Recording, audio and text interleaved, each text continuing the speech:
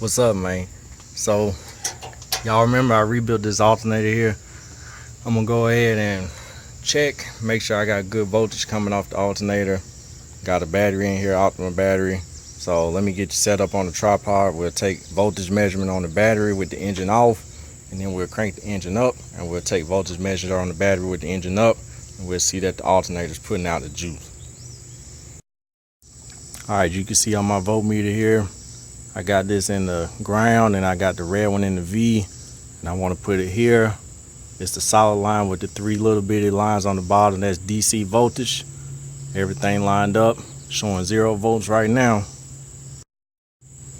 Let me check this battery with the engine off, see what we got for our voltage here.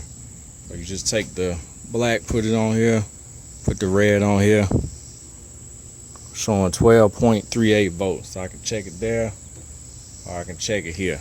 Should read the same. 12.38. Black on black, red on red. Let me get the engine crunked up, and then I'll measure it again. We'll see what we got. Alright, we got the engine running now. I'm gonna do the same thing. Put the black on black, red on red. See that we got 14 volts coming out of there. Got good voltage coming off that alternator.